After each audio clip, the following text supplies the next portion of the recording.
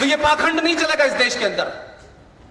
अगर लोकतंत्र में अलग अलग इंस्टीट्यूशंस हैं तो उनकी अलग अलग जिम्मेदारी भी है।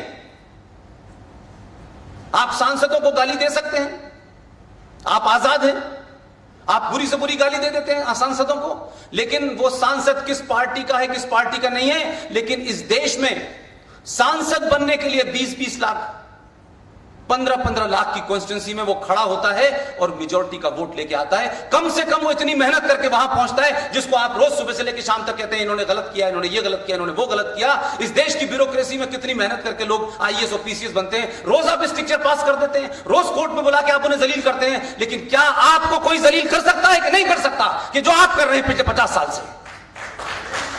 क्योंकि आप महान हैं, आप अल्लाह मियां हैं, आप कोई गलती नहीं कर रहे, आप करप्ट नहीं है, आप मिले हुए नहीं है। जो सवाल उठाएगा आप उसको कंटेम्प्ट ऑफ कोर्ट से डराइए। राजस्थान का चुनाव हुआ, राजस्थान के चुनाव के समय इस देश का एक पीआईएल माफिया है, फिक्सर। हमने भी जिंदगी दिल्ली में 27 साल गुजारी है, गलियारों में। उस फिक्सर ने सुप्रीम कोर्ट में एक पीआईएल डाली कि भारत सरकार ने ये जो राफेल खरीदे हैं इसमें बड़ा करप्शन है। उन्होंने एक्सेप्ट भी कर ली और उसको पूरे समय तक रोज खबरें लीक होती रही। और कमाल देखिए कि राजस्थान विधानसभा का चुनाव का रिजल्ट आया, दूसरे दिन एक फैसला कोर्ट से आया कि राफेल में कोई गड़बड़ नहीं है और क्लीन चिट दे दी। वही लोग चोरी के डॉक्यूमेंट से दोबारा गए हैं कि हमें रिव्यू पिटीशन डालनी है, लेकिन साथ साथ लोकसभा का चुनाव आ गया, फिर एक्सेप्ट कर ली।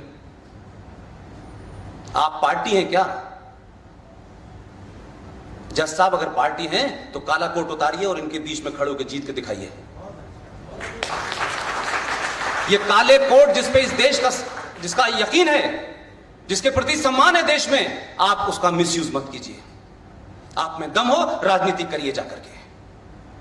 वही लोग जो ऑफिशियल सीक्रेट एक्ट का वायलेशन कर रहे हैं, चोरी के डॉक्यूमेंट लगा रहे हैं और सुप्रीम कोर्ट के जजेस उनकी रिव्यू पिटीशन एक्सेप्ट कर रहे हैं क्योंकि लोकसभा का चुनाव आ गया है। तो पहले आपने क्लीन चिट किस लिए दी थी? क्योंकि आपका उस पार्टी का एजेंडा पूरा हो गया था, वहां सरकार बदल गई थी, आपने क्लीन चिट दी थी।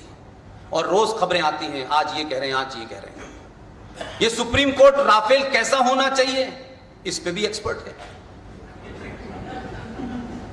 ये निकाह पे भी एक्सपर्ट है, ये मस्जिद पे भी एक्सपर्ट है, लेकिन जिस चीज पे होना चाहिए था उसके अलावा सब चीज पे एक्सपर्ट है। अब वो मुकदमा चल रहा है, अब उसकी सुनवाई चल रही है। मुझे पूरी उम्मीद है कि अगर उन्हें गलतफहमी थी कि राजस्थान के बाद क्लीन चिट देने के उनको लगा कि अब दे देना चाहिए क्योंकि मेरा काम हो गया, इस बार आपका काम नहीं होने वाला।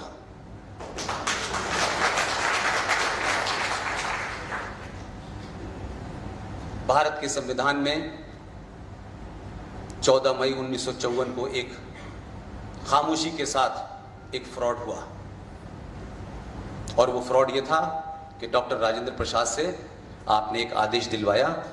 डॉक्टर राजेंद्र प्रसाद ने मना किया कि ये इलीगल आदेश है, ये ठीक नहीं है, ये गलत है, लेकिन क्योंकि उस वक्त तो वो सर्वे सर्वा थे, उनको जवाबदेही तो उनकी किसी की थी नहीं। जिस एक आदमी के प्रति जवाबदेही थी उनको भी उन्होंने अपनी पार्टी तोड़ने की बात तक कह दी। प्रधानमंत्री कैसे बने ये इतिहास का मामला है, उसमें मैं नहीं जा रहा। आपने एक आदेश दिलवाया और वो आदेश हिंदुस्तान के संविधान में आर्टिकल 35A के नाम से जाना जाता है। मुझे पूरी उम्मीद है कि 4 साल से पहले आपने कभी नहीं सुना होगा। ये आर्टिकल 35A है क्या?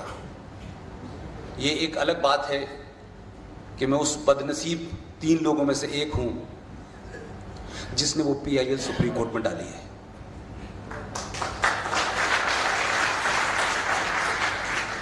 और इस 4 साल के सफर में हम 3 में से 2 रह गए।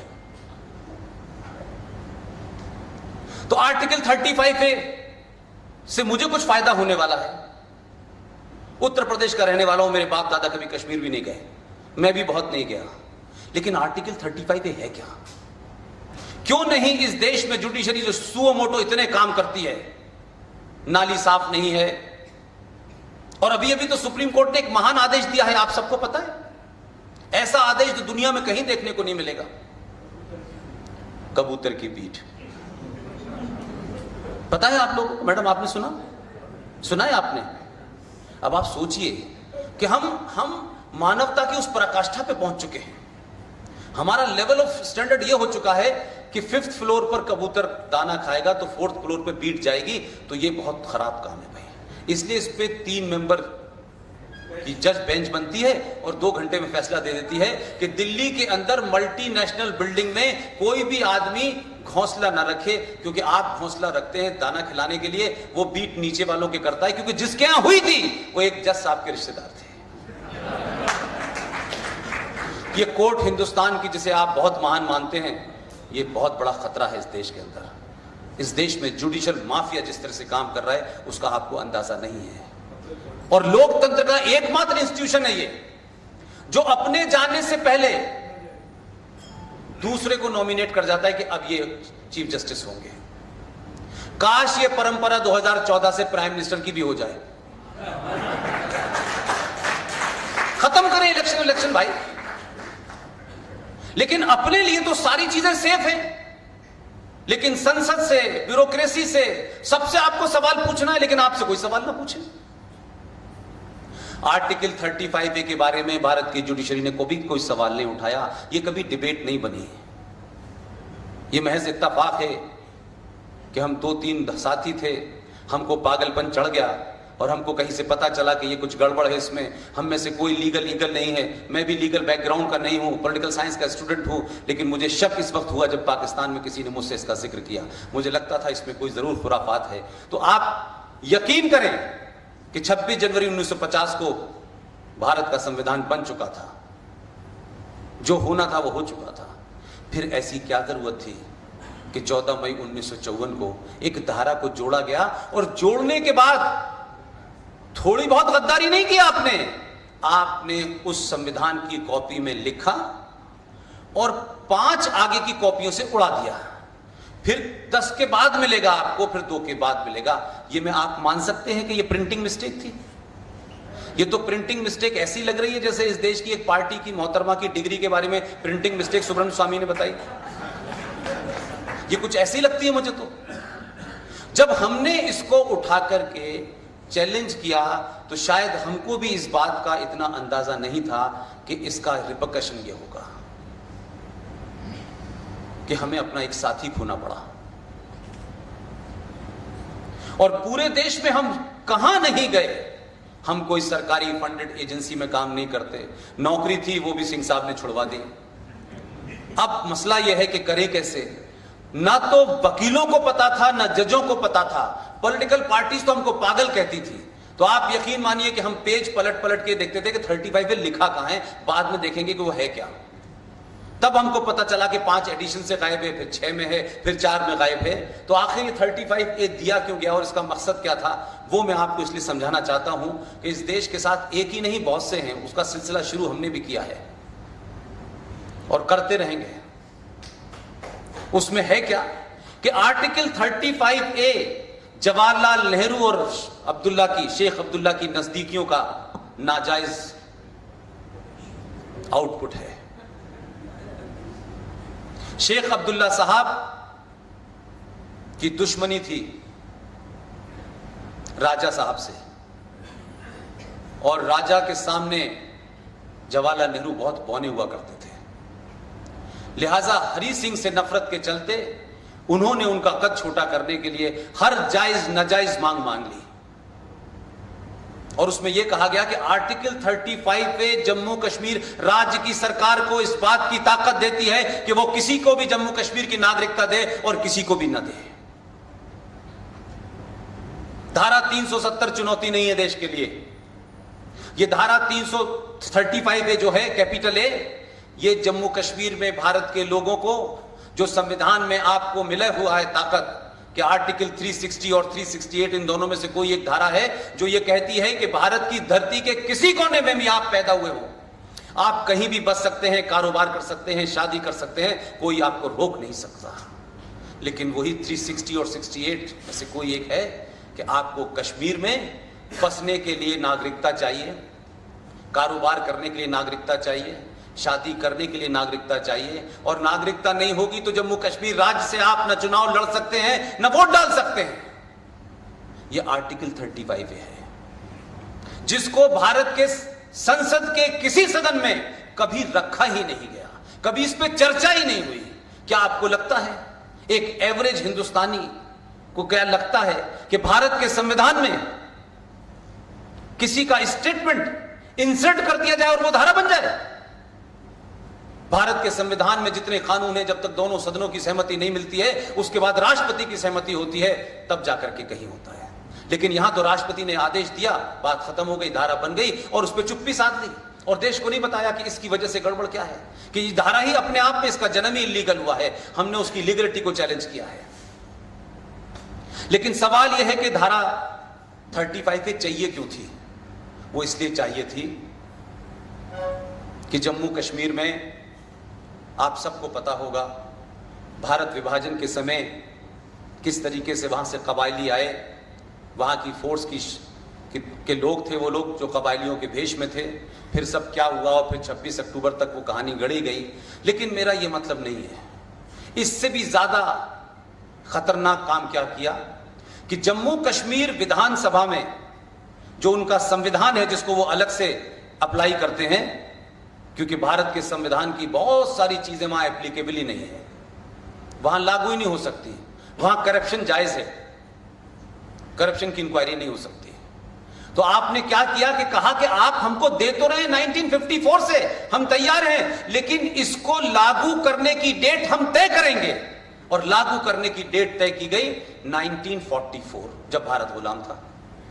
अब ये किसी ने नहीं पूछा, विजनरी प्राइम मिनिस्टर ने भी पूछा, भाई 44 क्यों कर रहे हो?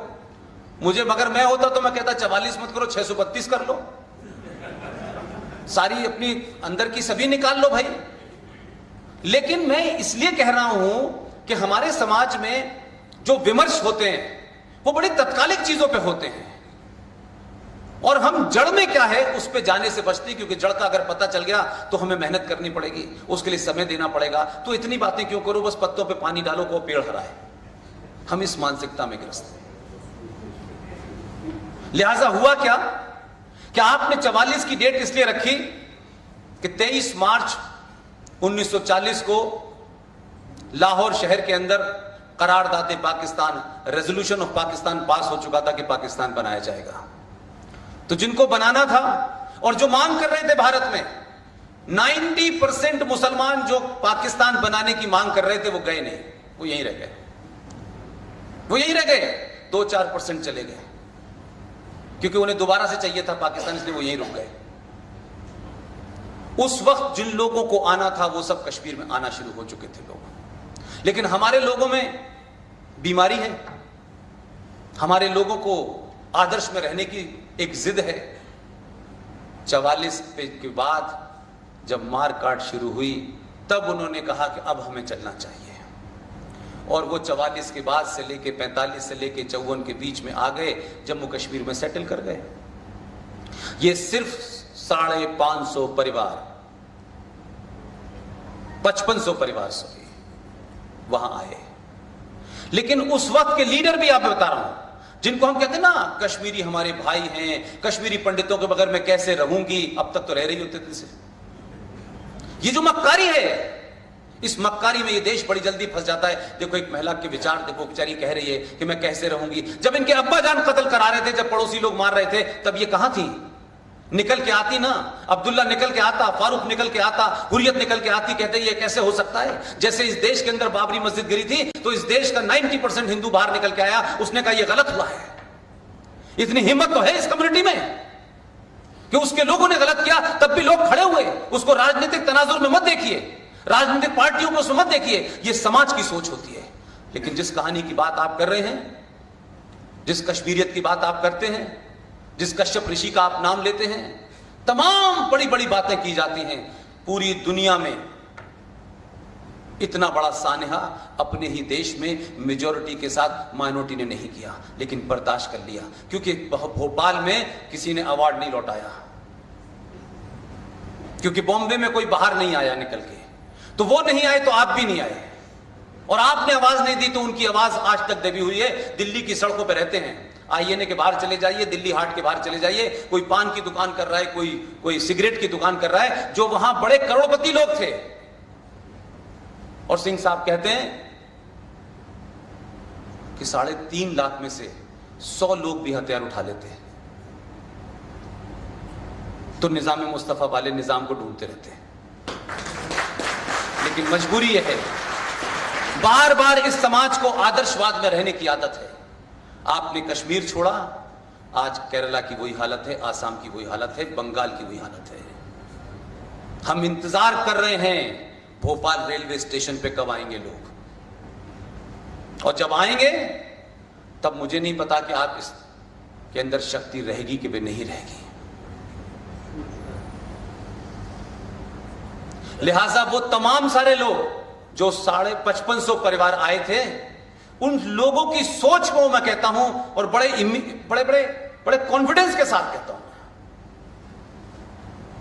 कि वो जो 550 लोग 5500 परिवार आए थे, उसमें से 99 नहीं 110% हिंदू थे। तो आपकी मक्कारी देखिए, शेख अब्दुल्ला महान, फारूक अब्दुल्ला महान, और ये महान, और वहीं से एक महान पैदा हुए थे जिन्होंने भारत का राष्ट्रीय गान लिखा है, अल्लामा इकबाल। आपने 44 के बाद सिर्फ आपकी एक ही मंशा थी कि ये जो परिवार आए हैं, जिनकी गिनती आज की डेट में 7.5 लाख है, वो जम्मू कश्मीर की सड़कों पे टेंटों में रह रहे हैं, ऐसी हालत में रह रहे हैं कि आप सोच नहीं सकते। यहां दिल्ली में तो ह्यूमन राइट वायलेशन की बहुत बात होती है, मानवाधिकारों की बहुत बात होती है, लेकिन कश्मीर में लोगों की आंखें बंद हो जाती हैं। कश्मीर से नेता सिर्फ जो है गुलाबी बाग जाते हैं उस दाढ़ी वाले के पास जो ये कहता है कि हम भारत के संविधान को नहीं मानते हैं, उससे मिलने तो सब जाते हैं। उन कैंपों में कोई नहीं जाता है, लेफ्टिस्ट भी नहीं जाते हैं, सेकुलर भी नहीं जाते हैं, राष्ट्रवादी भी नहीं जाते, कोई जाता ही नहीं है। वो 7.5 लाख लोग इस भारत की सबसे बड़े दुनिया के लोकतंत्र के ऊपर एक तमाचा और एक धब्बा है। आजाद भारत में वो 7.5 लाख लोग जम्मू कश्मीर में वोट नहीं दे सकते, खड़े नहीं हो सकते, वहां के राज की किसी स्कीम का फायदा नहीं ले सकते, लिहाजा आज भी वो वोट नहीं डाल सकते। उनका कोई रोने वाला नहीं है, क्योंकि इस देश में बंगाल को बरकाती जैसे लोग चला रहे हैं और उत्तर प्रदेश को आजम खां जैसे लोग चला रहे हैं, और आपके शहर में नाम तो आप ही जैसा है लेकिन वो चला रहे हैं। इसलिए संकट को सिर्फ इतना मत लीजिए कि पाकिस्तान में आपने बालाकोट चले गए और उड़ी चले गए। पाकिस्तान की कोई हैसियत ही नहीं है। आप लोगों ने अखबारों के माध्यम से देखा है, मैंने 12 साल तक उनके गली मोहल्लों को देखा है, और जहां से पाकिस्तान की सोच पैदा हुई थी, इत्तेफाक से ऊपर वाले ने मुझे पैदा भी वहीं कर दिया। इसलिए मुझे कोई कंफ्यूजन नहीं है कि हम जो कह रहे हैं, जो कर रहे हैं, वो 2 अलग अलग धाराओं की बात कर रहे हैं। 70 साल के अंदर सेकुलरिज्म कहां हवा हो गया? 3900 दंगे इस देश में, बड़े दंगे हुए हैं, हजारों लोग मारे गए हैं, तो भाई देश बांटा क्यों था? एक समस्या को सॉल्व करने के लिए बांटा था आपने। लेकिन इतने दंगे होने के बावजूद भी आज ये देश सुरक्षित नहीं है।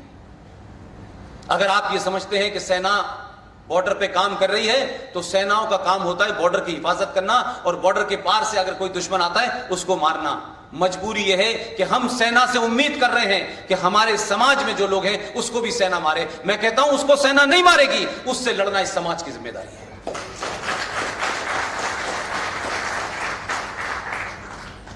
लिहाजा क्या हम तैयार हैं? क्या हमने तैयार किया है अपने आप को?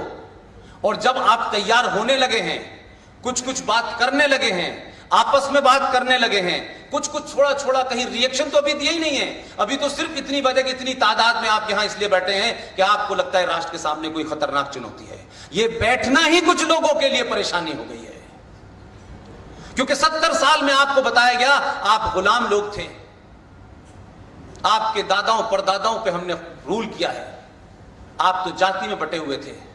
भारत 1947 में भारत बना। आपके तमाम वो लोग जिन्होंने हमारी सदियों की सभ्यता को रौंद डाला, वो इस देश के अंदर सड़कें उनके नाम से बनी हुई हैं। आप घर से बाहर निकलते हैं, कुंठा के शिकार होते हैं कि जिन्होंने मेरे बाप दादा परदादा को मारा, लूटा, बहन बेटियों की बेइज्जत की, उन लोगों के नाम से इस देश में रोड बनी हुई है। यह सिंबॉलिक होती है। और सिंबल का सिर्फ इतना ही फर्क होता है कि उत्तर प्रदेश में एक शहर का नाम बदल गया है।